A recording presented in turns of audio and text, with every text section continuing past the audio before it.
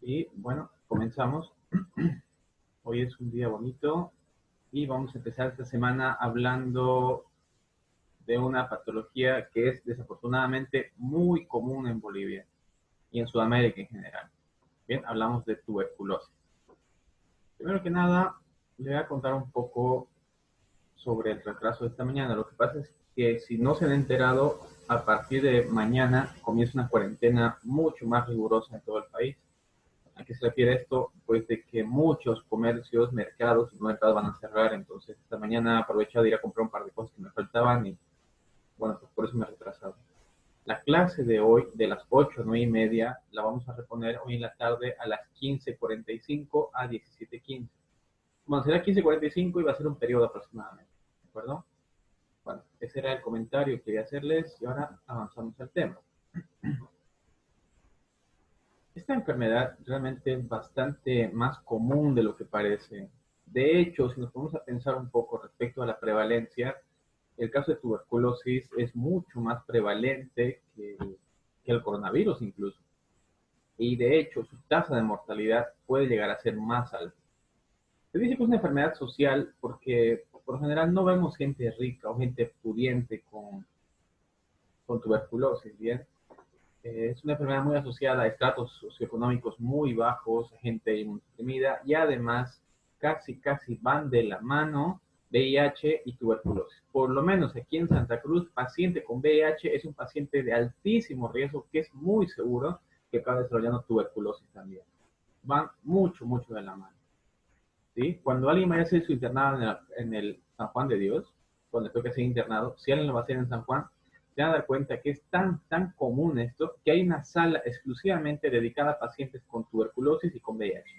Y son aproximadamente unas 20, 25 camas casi. Imagínense la prevalencia y lo común que es. Bien. ¿Cómo empieza esto? Pues, ¿cómo la detectamos? En principio, antes se hacía una prueba que se llama proteína purificada, ¿ya? La conocida PPD o prueba de tuberculina. Era inocular un bacilo muerto para detectar la respuesta. Así también, así como podía dar positivo, podía dar también falsos positivos. Esta prueba lo que indica es un determinado tipo de inmunidad mediada por linfocitos de tipo T.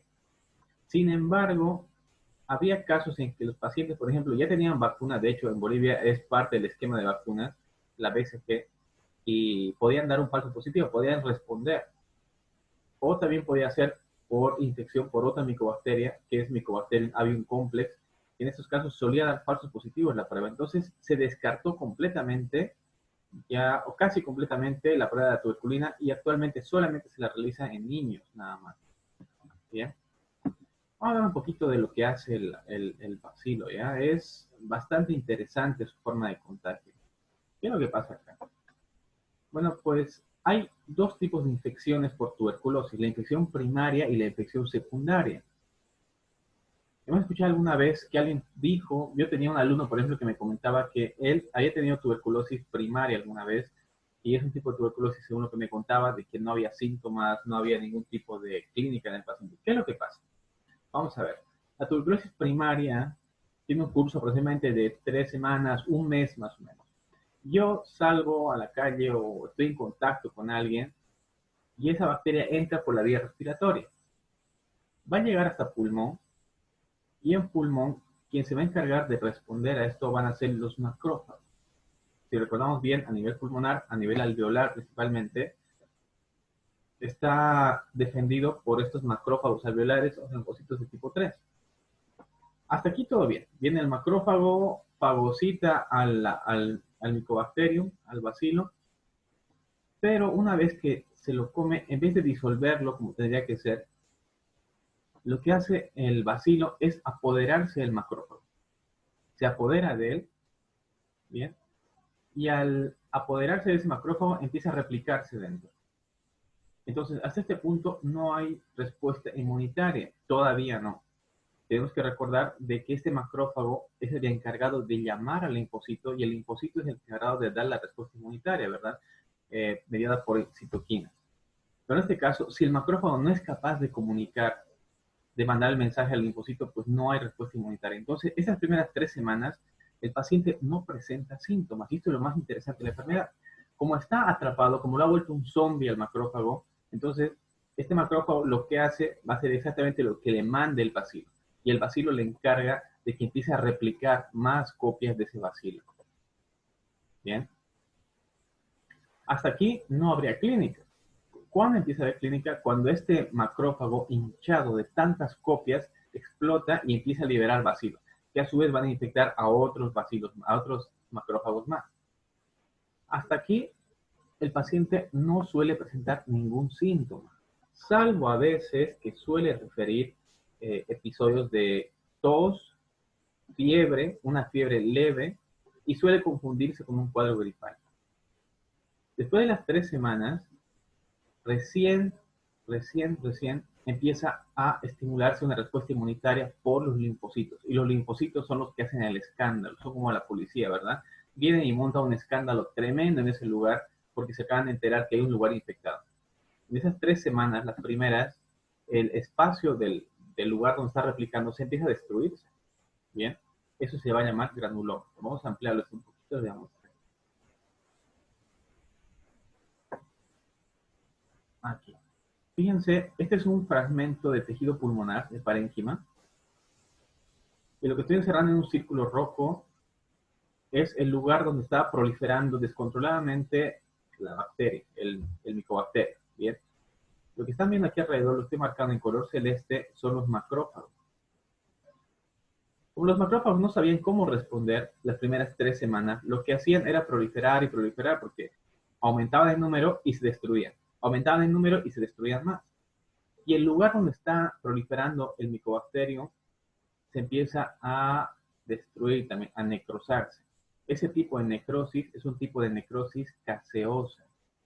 Bien, lo voy a marcar en celeste. Un foco de necrosis caseosa. Y este foco podría seguir avanzando si no fuera porque se activan al final, después de 3 semanas, se activan recién los linfocitos T. Bien, estos linfocitos T lo que hacen, vamos a borrar esto.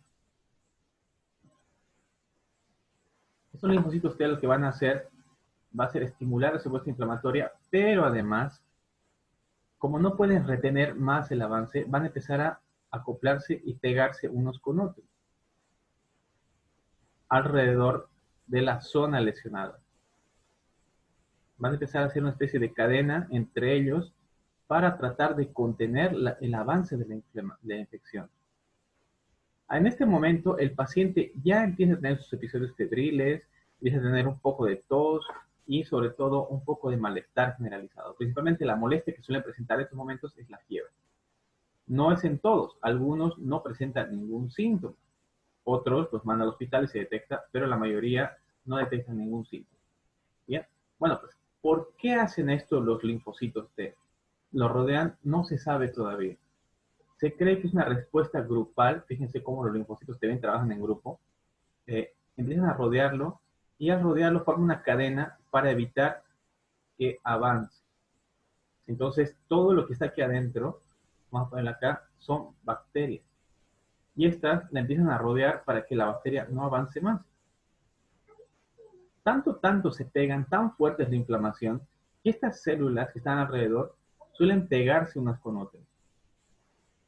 Se pegan, voy a hacer un dibujo acá, y se vuelven una sola célula, pero con 3 núcleos más o menos. No es que sea una sola célula con 3 núcleos, lo que pasa es que había tanta inflamación, tanta respuesta, que los linfocitos se acaban pegando unos con otros. Estas células grandes, conformadas por varios linfocitos pegados, se llaman células de Langhans, ¿bien? O también se las llama células gigantes. Este no es el único lugar donde aparecen las células gigantes de Langhans. Siempre va a aparecer cuando hay una gran respuesta inflamatoria y los linfocitos o macrófagos también puede ser, se peguen unos con otros. En ese caso, cuando estas células se pegan unas con otras y forman una sola célula grande o varias grandes, las llaman células gigantes y son un indicativo de que hay un proceso inflamatorio. En este caso, encontrar linfocitos pegados unos con otros, las llamamos células Langhans, y suelen ser sugestivos de que están rodeando a un proceso inflamatorio grande, en este caso por tuberculosis. Bien. Bueno, pues esta triste historia no termina acá. Bien. Vamos a cortar esto. Ahí. Esta historia no acaba acá. Desafortunadamente, cualquiera diría que lo van a rodear al linfocito, lo van a rodear al tuberculoma, se llama, o un poco de necrosis gaseosa, pero después de esto, este sitio que estoy marcándoles, el foco de necrosis gaseosa, va a quedar así, va a quedar con un foco de destrucción, ya no va a poder avanzar, porque los linfocitos, fíjense, lo están rodeando, y todo lo que está aquí adentro va a empezar a morir. En este caso hablamos de tejido necrótico y bacterias. Esas bacterias empiezan a morir y se va a quedar así. Este foco de destrucción, con el tiempo, va a acabar reduciendo su tamaño y quedando como un punto blanco. Y ese punto blanco que se puede ver calcificado, endurecido, se puede ver en las placas de rayos X. Por eso hay pacientes que a veces les hace una placa de control y se encuentran estos puntitos blancos y uno sabe o sospecha de que esa persona alguna vez tuvo tuberculosis primaria. Suele ser un indicativo de que tuvo tuberculosis primaria alguna vez. ¿Bien? Así es como va esta historia. ¿Y cuánto tiempo tarda en evolucionar? Desde el momento que el macrófago explota y libera bacilos, hay respuesta linfocitaria y hay respuesta y formación de células Langerhans y foco de necrosis gaseosa, suelen ser aproximadamente 3 semanas más o menos. En esta tuberculosis primaria, la que decimos, no siempre va a desarrollarse la caverna, va a desarrollarse todo lo que estamos acostumbrados a ver, ¿verdad? De hecho, como les comentaba, suele ser asintomático. El único rastro que queda es ese foco pequeñito, muchos focos de necrosis gaseosa, que con el tiempo se absorben y acaban ahí. ¿En quiénes va a ser muy complicado esto? En pacientes inmunosuprimidos. Estos pacientes van a desarrollar una forma diseminada de la enfermedad. Se va a llamar tuberculosis miliar. En estos pacientes, lo que va a pasar es que como no hay defensas, como no hay linfocitos que se encarguen de frenar a la infección, esto va a empezar a diseminarse, pero de manera generalizada. No va a afectar un foco, va a afectar cientos o miles de focos. Va a ser un cuadro muy similar a una neumonía. Va a cursar con algo llamado consolidación. Si recordamos bien neumonía, consolidación era cuando todo el lóbulo, un lóbulo, se veía tan comprometido que dejaba de funcionar. Eso se refiere a consolidación. En este caso, por lo general, esa consolidación o compromiso total va a darse en los lóbulos inferiores. Aquí no acaba la cosa. Si el paciente está muy inmunosuprimido, esta bacteria, Mycobacterium, no le va a bastar con quedarse en pulmón. Va a avanzar más, va a atravesar pleuras, va a hacer un derrame pleural bilateral, va a diseminarse por vía hematógena y puede llegar a ser un shock séptico. Puede llegar a diseminarse a meningitis, que va a producir meningitis tuberculosa, puede hacer diseminación generalizada por todo el pulmón y convertirse en neumonía, tuberculosis miliar, que es cuando hay miles de focos de necrosis gaseosa, y en última instancia puede llegar a hígado, a riñón, a cerebro, a las articulaciones también. Se dese cuenta que si no hay quien lo pare, si no hay linfocitos que paren a este micobacterio, este va a avanzar de manera muy descontrolada. Sin embargo, en el 95% de los casos que el paciente tiene defensas normales, se queda como el foco de necrosis gaseosa que hemos visto que se reabsorbe con el tiempo. Esto que estamos viendo acá, por ejemplo, es un foco de tuberculosis, pero con un foco primario y varios pequeñitos. Bueno, hasta aquí la parte de tuberculosis primaria. Infección primaria, el paciente, si supera el cuadro, ese foco que tiene en el pulmón, lo supera con el tiempo, ya sus linfocitos crean defensa. Entonces, dentro de muchos años, si es que se vuelve a infectar, la infección ya no va a ser igual. Eso se le llamaría tuberculosis secundaria. Hay que acordarse de que cuando tenemos contacto la primera vez, los linfocitos crean memoria, crean anticuerpos, y esos anticuerpos ya están preparados para cuando vuelva a venir. Entonces, cuando hay una tuberculosis secundaria, es decir, una infección después de muchos años, ya el paciente se encuentra sensibilizado. Entonces, no es que va a ser asintomático, no, de hecho, va a ser todo lo contrario. La tuberculosis secundaria va a ser la que nosotros ya conocemos de manera clásica. Hablamos entonces de que va a haber esa típica fiebre muy alta, que no serán antipiréticos, pérdida de peso, va a haber formación de una caverna, el paciente va a referir mucho sudor durante la noche, llamamos diaforesis nocturna, y el principal síntoma va a ser la tos productiva por hemoptisis. Bien. Toda esa clínica clásica que conocemos del paciente tuberculoso va a ser en la tuberculosis secundaria y va a ser mucho más severa. ¿Bien? Esa tuberculosis secundaria puede desarrollarse en el mismo lugar donde tuvo la tuberculosis primaria y empezar a destruir el lugar, el foco ese primario que había antes, el pequeñito que hemos dicho que era necrosis gaseosa y que se calcifica. Como es un lugar debilitado, cuando la bacteria vuelve, puede atacar ese mismo lugar otra vez o puede buscar otro lugar diferente. En caso de que ataque el mismo lugar, va a empezar a desarrollar un tipo de necrosis diferente. Ya no va a ser gaseosa, va a destruir todo el tejido que está ahí, va a cavitarla, va a ser un tipo de necrosis licuefactiva. Es decir, que va a licuar, destruir todo lo que está ahí adentro y va a dejar la típica caverna que conocemos ahí. Bien. Si el cuadro en el paciente en la tuberculosis secundaria es inmunodeprimido, esta va a diseminarse muy comúnmente a hígado o a riñón. Esto ya hablamos de una diseminación hematógena, pero fatal en el paciente. ¿De acuerdo? Entonces, en estos pacientes ya encontramos la típica caverna. En la caverna, otra vez lo repito, va a haber necrosis licuefactiva. ¿Qué es lo que está pasando ahí adentro? Esa caverna es un foco de destrucción. Está lleno de pus, sangre, muchísimas bacterias. Hay una gran respuesta linfocitaria y esa gran respuesta es la que destruye el tejido también. El paciente empieza a toser y al toser fragmentos de ese tejido necrótico salen junto con sangre y el paciente está expulsando bacterias con tejido muerto. Por eso es que el esputo suele ser sanguinolento y con fragmentos de tejido también a veces. Bien. ¿Cómo lo diagnosticamos? Bueno, pues básicamente el hallazgo de esta bacteria suele ser muy complicado. De hecho, el principal diagnóstico se hace clínico y se confirma con algo llamado baciloscopía.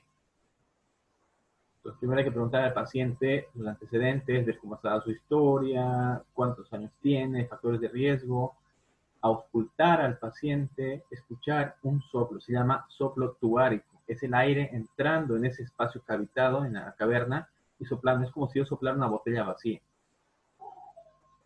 Soplamos una botella vacía, ese sonido más o menos se va a escuchar en el paciente cuando yo lo ausculto. Bien. ¿Se manda a cultivar? Sí, se manda a cultivar el esputo, pero el problema es que este cultivo tarda. Esta bacteria crece lentamente. Hablamos de 6, 8, 10, 14, 16 semanas incluso que tiene que tardar en crecer dependiendo del lugar y dependiendo del medio en que se cultiva. Por lo general, a las primeras 2 semanas se tiene un preliminar, pero lo habitual sería esperar entre 6 a 10 semanas para el cultivo. Nosotros no podemos esperar 6 a 10 semanas, hablamos de más de 2 meses. Hay que iniciar tratamiento con el paciente inmediatamente. Entonces, después de hacerle el chequeo y la historia clínica de elección, se va a pedir la placa. En la placa vamos a encontrar imágenes cavitadas o imágenes con compromiso. En esta, por ejemplo, lo que estamos viendo, voy a dibujar los contornos pulmonares. En principio, no hay signos de derrame. Acuérdense bien que hay que revisar los senos costodiafragmáticos para descartar un derrame. En este caso, por ejemplo, hay un pequeño derrame aquí abajo, se ve de color blanco, lo voy a pintar ya. Lo que estoy marcándoles en color rojo en la base izquierda, eso, por ejemplo, es un derrame. Voy a quitar.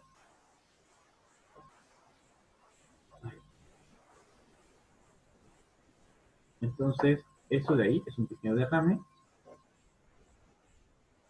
Cantidad de líquido en el lóbulo izquierdo, pero lo que más nos llama la atención es los lóbulos superiores.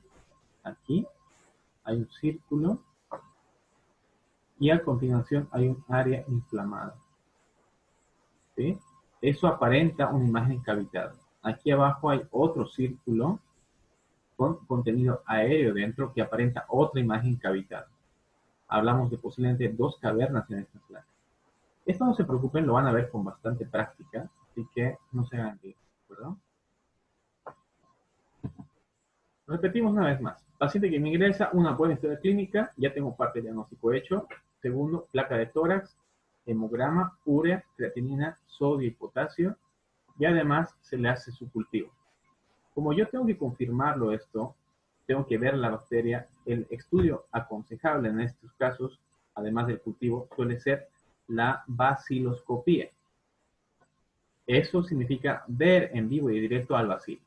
¿En qué consiste esto? Bueno, pues véase al paciente durante 3 días, le toma 3 muestras seriadas o consecutivas de esputo. Se llama baciloscopía seriada. El primer día se le dice, le dan un vasito y le dice, va a escupir en las primeras flemas de la mañana. Él escupe y eso se lleva al laboratorio. Se tiñe con 100 Nielsen y se cuantifica por cada 100 campos cuántas bacterias se encuentran. Este, por ejemplo, me marca más de 100 bacterias por campo, entonces sabemos que ya hay presencia. El primer día, positivo. El segundo día me da positivo. El tercer día, positivo, ya tengo mi diagnóstico. Ahora, ¿qué patrón tengo que seguir? Si el primer y segundo día la baciloscopía me sale positiva, ya no hace falta la tercera. Ya tengo mi diagnóstico con las 2 primeras. Y con eso ya tenemos nuestro paciente diagnosticado de tuberculosis. Hemograma, urea, creatinina, sodio, potasio, placa de tórax, cultivo y principalmente la baciloscopía para verla a la bacteria. Ya está confirmado, iniciamos tratamiento. Además de eso, en estos casos, siempre ustedes, paciente con antecedentes o posiblemente sospechoso de tuberculosis, lo que tienen que hacer, además de eso, es pedirle su prueba de VIH. Como les comento, casi siempre van de la mano. Se hace la prueba de VIH y después, si da positivo, le tienen que pedir su recuento de linfocitos CD4. Bien, este recuento me sirve a mí para saber si mi paciente está en fase de VIH, bien, está inmunosuprimido, pero no está haciendo el síndrome, o si ya está en fase SIDA. Fase SIDA ya es con una gran inmunosupresión. A partir de ahí, el tratamiento va a ser el mismo, pero en el caso de pacientes con VIH en fase SIDA, ya requieren internación. En caso de pacientes con VIH que no han hecho fase SIDA todavía, que tengan un buen recuento linfocitario, se puede hacer tratamiento en la casa.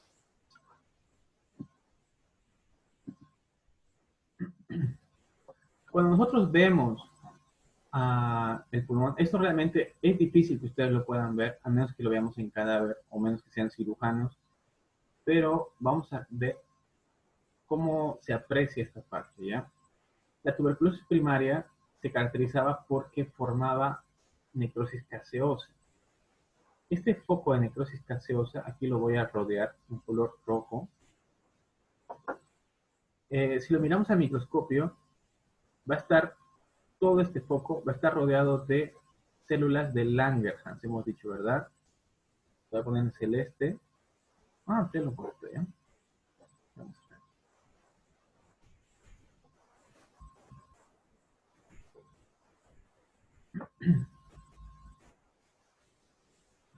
Ya, aquí está mi foco primario.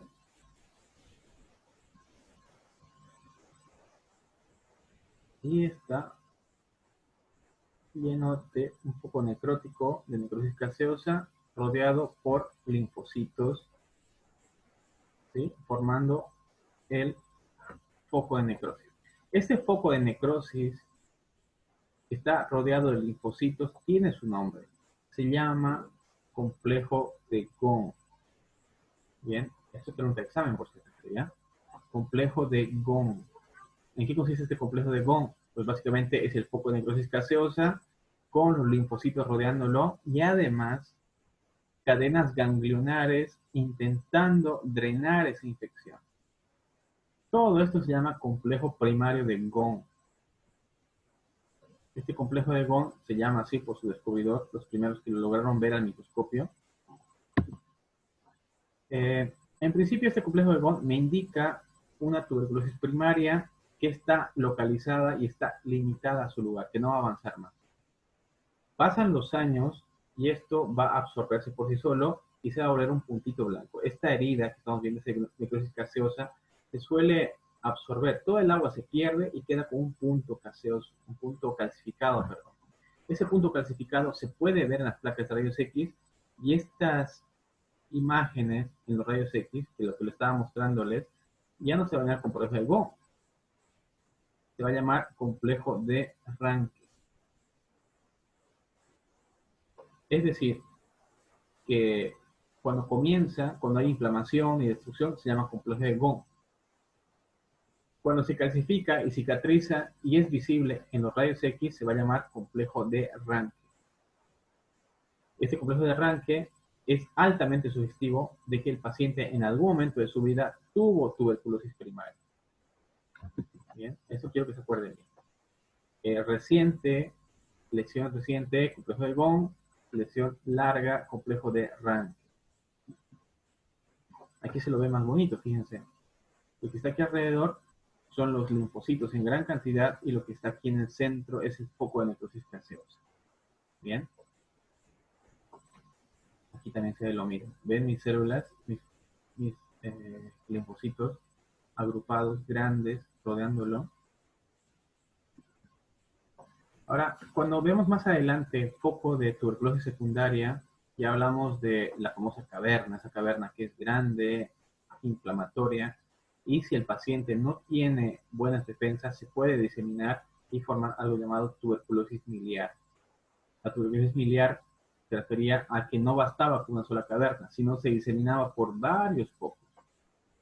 Y eso, pues, determinadamente era un cuadro ya totalmente irreversible porque hablamos de necrosis, en este caso, necrosis licuefactiva. Este corte que voy a mostrarles acá es un corte de tuberculosis miliar. Fíjense cómo no hay un solo punto de necrosis, sino son varios, hablamos de cientos de focos diseminados. Esto por lo general se va a dar en pacientes inmunosuprimidos, una vez más lo repito. Estos pacientes inmunosuprimidos también pueden presentarse fuera del pulmón. En este caso, por ejemplo, vemos que hay a nivel traqueal y a nivel laringio focos granulomatosos que se han diseminado en este paciente. Puede llegar a vaso, puede llegar a riñón, puede producir meningitis también, puede llegar incluso a los núcleos principales del encéfalo, puede llegar a bulbo, puede llegar a protuberancia y claro, en el paciente el primer síntoma que va a tener va a ser trastornos cognitivos, va a haber episodios convulsivos y más adelante la muerte. Bien, en este caso, por ejemplo, fíjense el tamaño que tienen los focos de necrosis gaseosa de este paciente. Son gigantes en este riñón. Este es un corte de paciente en hueso. Fíjense acá, la lesión está netamente en hueso. Es lo mismo, un tipo de necrosis gaseosa, pero ubicada a nivel de hueso. No es muy común, pero puede aparecer, sobre todo, como he dicho, cuando el paciente tiene muchos factores de riesgo. En estos pacientes, los que tienen por lo general VIH, suele aparecer por las cadenas ganglionares, subir, y en algunos casos, en esas zonas, suele producir unas llamadas linfadenitis, que son como una especie de inflamaciones, como un ganglio muy doloroso. Esto vamos a llamarlo escrófula. Bien, estas úlceras que se forman son ganglios tan inflamados que empiezan a producir necrosis e infección alrededor. Y esto se coinfecta también con bacterias que suele producir esta escrófula. ¿Bien? Hacemos un hisopado acá, semana a cultivar, y encontraremos seguramente el micobacterio.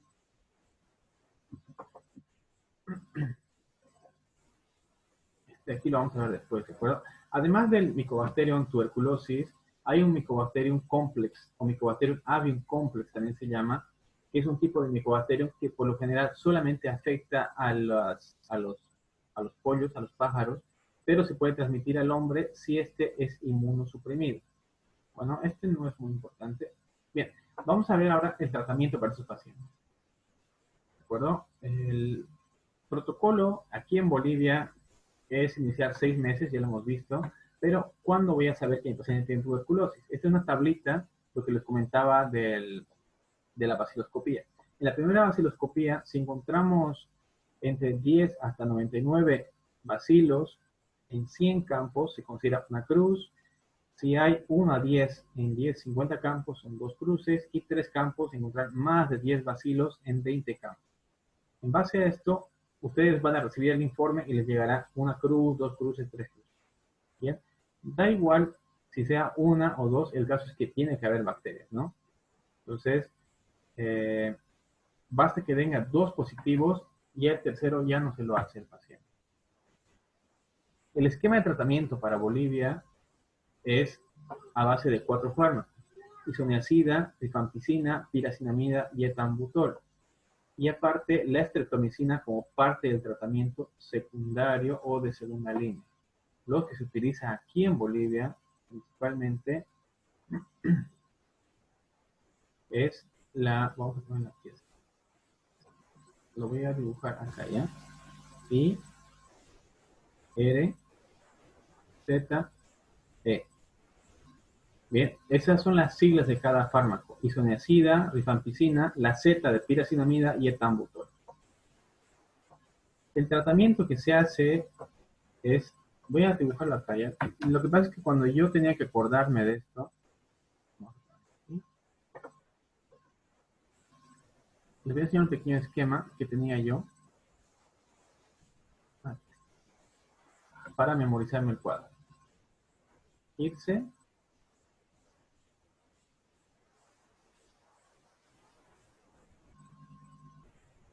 tres, 6,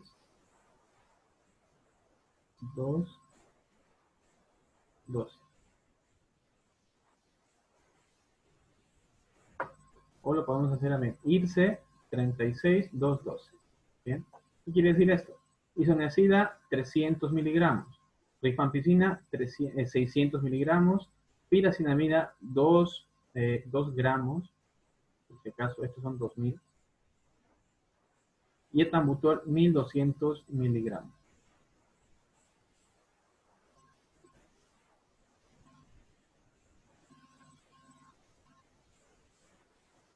Doctor, ¿puede repetir otra vez, por favor? Isoniazida 300, rifampicina 600, piracinamida 2000 y etambutol 1200 miligramos. ¿Todos son por vía oral, doctor? 2 meses.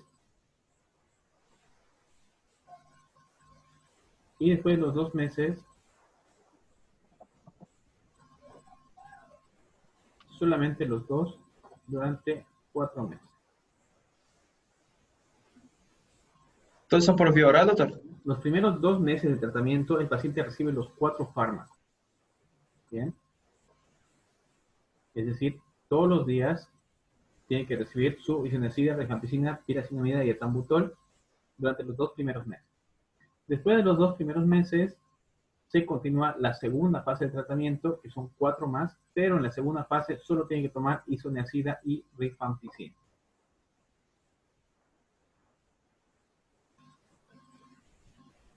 Sí, todos se hacen por vía oral. Los voy a poner acá.